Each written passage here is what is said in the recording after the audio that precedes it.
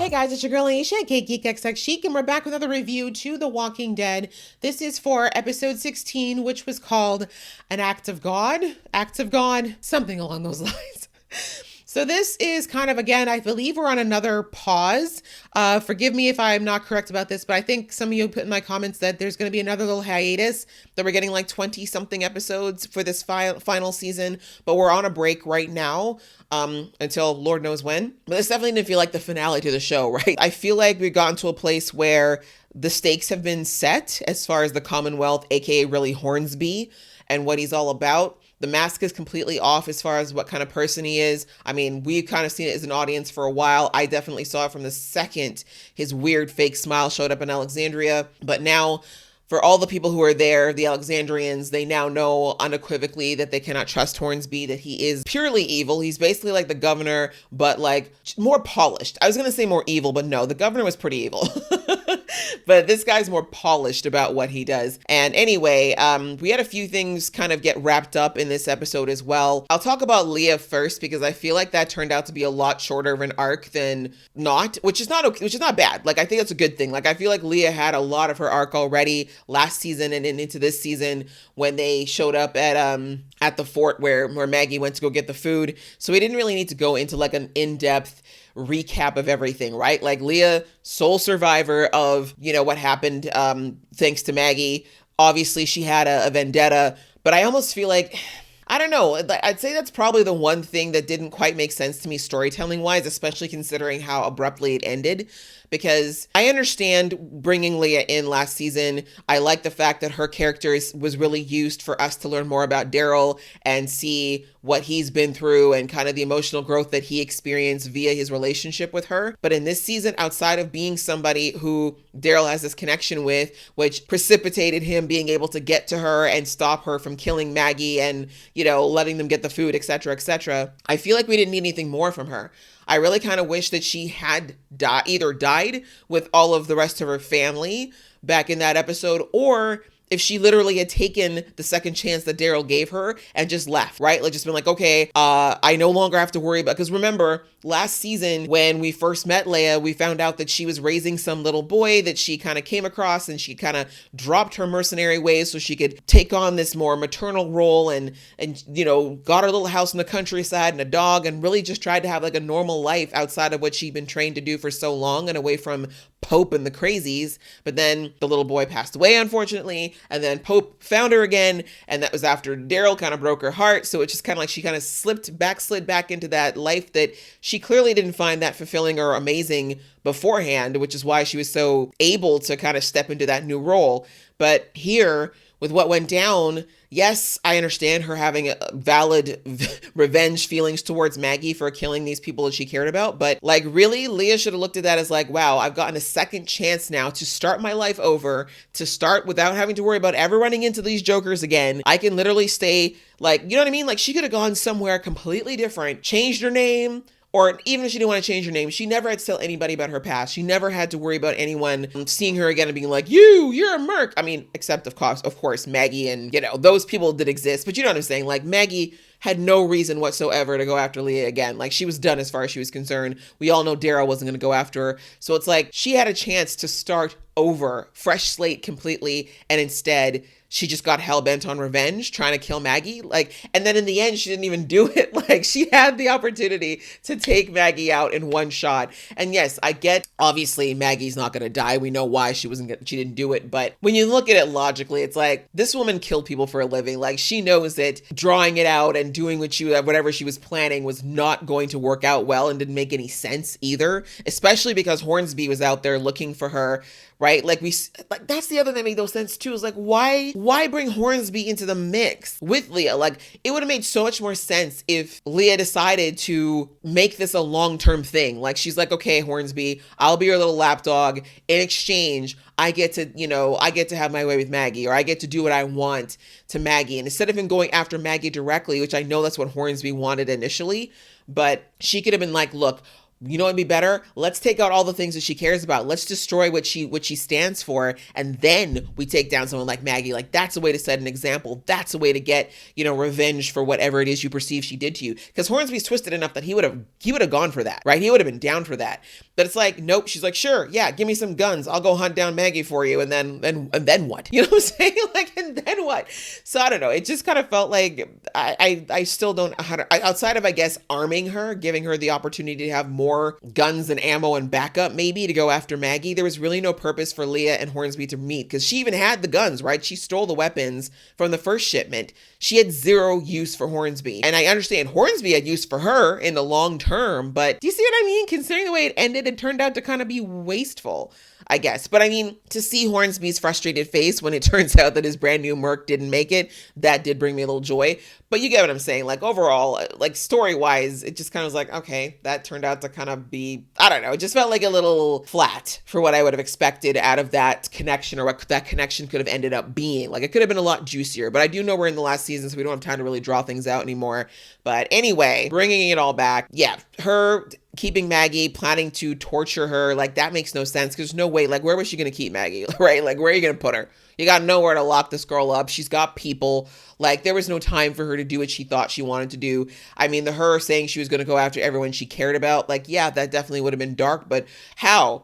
Like, what were you going to do? Like, there was no thought. Like, it just didn't make sense for what we saw of Leah. Like, Leah is someone who's been raised to be a methodical person who stalks and hunts their prey, and you know what I mean? Like, from what we saw earlier in the season and late last season, and what we heard about what these people did to Maggie's people, and then what we saw when they went to that town, the abandoned town, and they hunted them down. Like, these are supposed to be like methodical, well-trained people. Like, that's the way that Leah was brought up in this way. And then just to be sloppy enough to just be grabbing her, tying her loosely to a chair, and then not even having it within her to shoot Maggie. Like, I don't know. Things just kind of felt weird with that, I guess. It just overall was kind of like, I feel like this didn't need to happen. I don't know. I would have been, like I said, I think she either should have just gone back when all of the rest of her family went, or she should have left, or we could have had a moment where her and Daryl kind of had a face off and then she leaves or something if we felt like we really needed to wrap that up. But I really don't think we did. Like, I feel like none of it really made sense. I mean, I guess if we just wanted to have Maggie have a badass fight with another badass chick, fine. But, and again, I mean, we got to suspend some disbelief for that too, because, like, Leah's supposed to be a trained military grade merc, and you got Maggie who, yeah, obviously she's no slouch, but against an actual trained killer who's been, like, honing her skills throughout the apocalypse.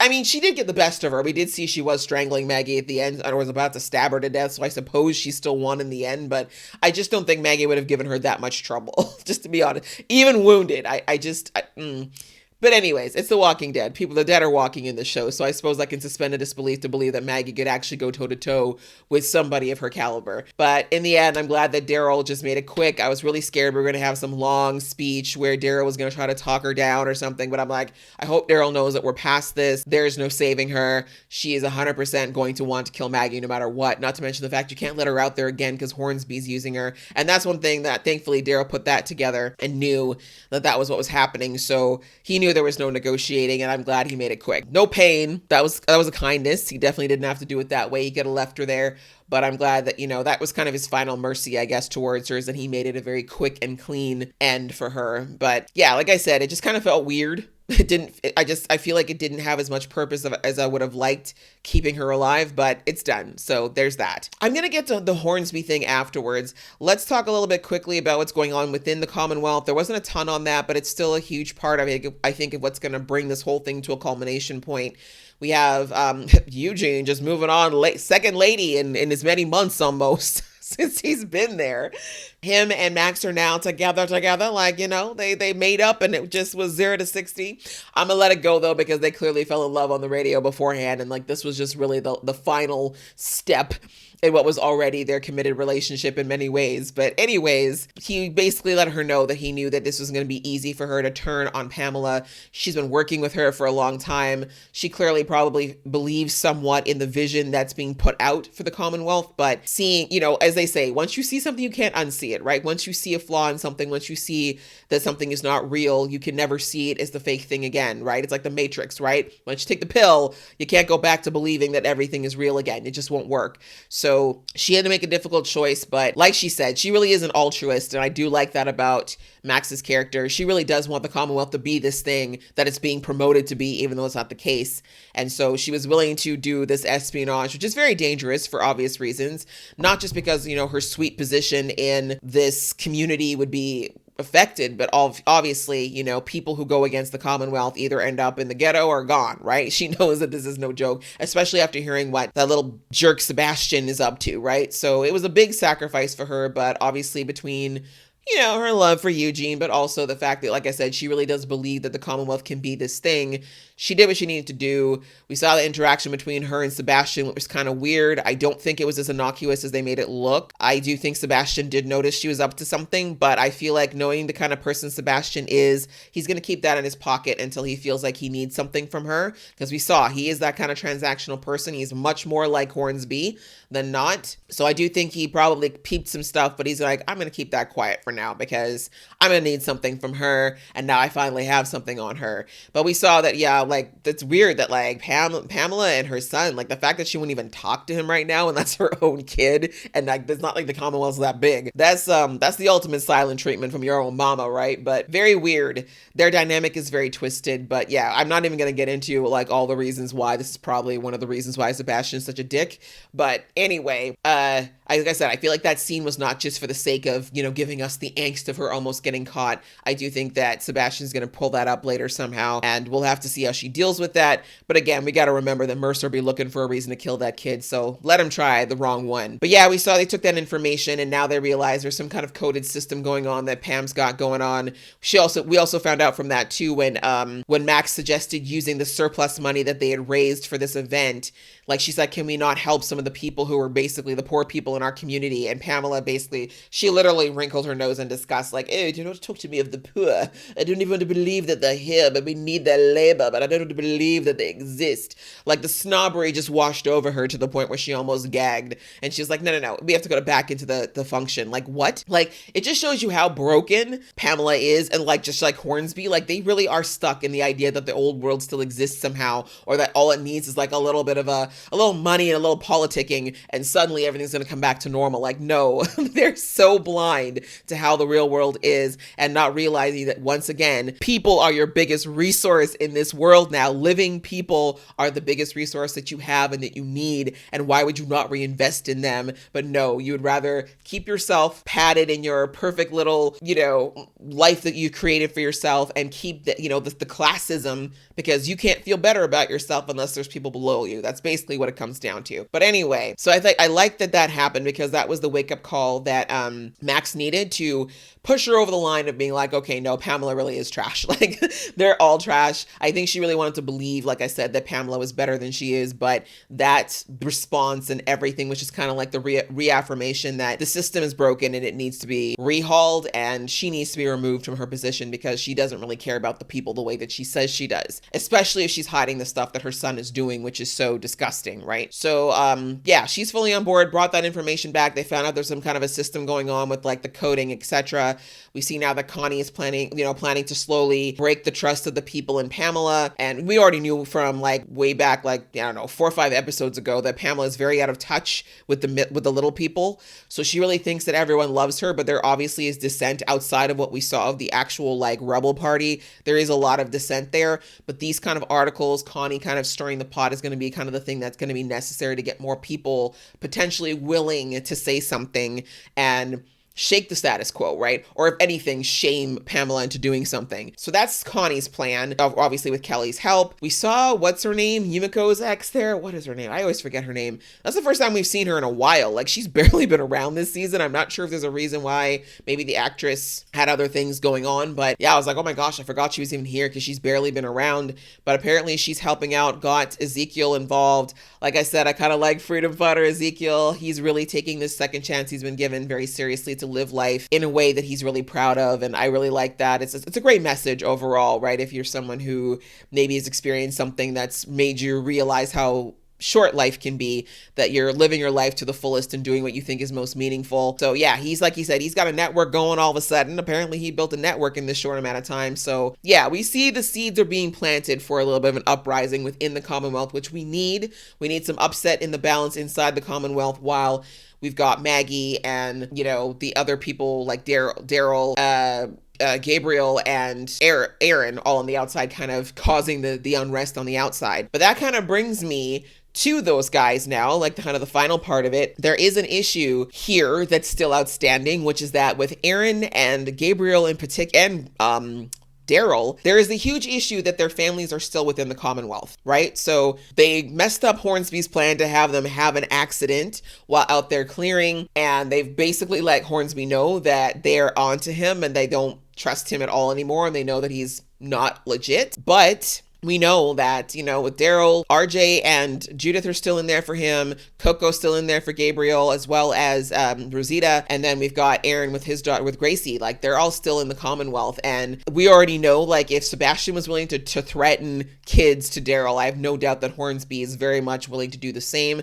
So my point is that those three cannot just walk away. Like, Maggie's still in a good position in that she was never part of it, so she's not expected to go back. But with those three, they got to figure out how they're going to get back, or make sure that their family is okay if they choose not to go back. And obviously going back into the Commonwealth is very dangerous for them, because that's still Hornsby's world. So it's going to be interesting to see how they're going to navigate that. I don't know. I feel like they're going to need to somehow get word to the inside to get the kids out or to keep them safe. But I have a feeling that Hornsby has got eyes on those families already, and has since they got in there. So yeah, it's sticky business for those three. I mean, obviously they didn't realize things were going to turn out like this, so that's not like they were reckless. But yeah, that's kind of the sad part with them doing what they did, is that now they still have these loved ones who are vulnerable now, that they can't exactly access as easily, because, you know, Hornsby definitely is going to probably use that as some kind of leverage to try to keep them in line, or at least to bring them back in, especially now since Daryl shot him in the cheek. Oh, that tickled me, because Hornsby was already a very ugly person, and now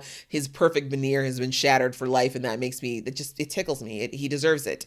But anyway, so we saw that Maggie is a result, you know, because she realized that she couldn't stay at Hilltop anymore, and that obviously, because that's where Hornsby would know where to find them. She's helped Negan. I don't want to call them Negans people, because they really aren't, but the people that Negan was with, we don't have a lot of them though, because I mean, those guys did take out quite a few, but there's that community at least there that's kind of behind Negan and Negan's wife, who I forget her name already. And, you know, as Negan wants to work with Maggie to help, because they basically know, like, it's more of an enemy of my enemy is my friend, right? Negan and Maggie aren't exactly working together, but they both realize the Commonwealth is a problem for both of them. So at least she's got that as far as some backup. And, you know, seeing Negan get all paternal about, you know, oh, my wife's pregnant, I can't send her out there, and blah, blah, blah. Like, okay, Negan. I mean, I believe it, because one thing we can say about Negan unequivocally is that he has always been about kids. Like, he does care about kids. I think that's genuine. And he was trying to get the girls, like, if you remember way back when the sanctuary was still a thing, Negan was trying to get women pregnant. He was trying to become a father. It didn't work out, but thank God, especially because that Negan was a terrible man. But digressing. Yeah, so I do believe he genuinely does care about this baby and wants this baby to happen. But yeah, I think Maggie does need the allies. And, you know, I said in the episode that there would have needed to be a huge reason for Maggie to ever get to a place where she's not going to be like on site with Negan. And the fact that obviously we saw that in a couple episodes ago when he saved Herschel essentially and kept Herschel from getting killed and protected him.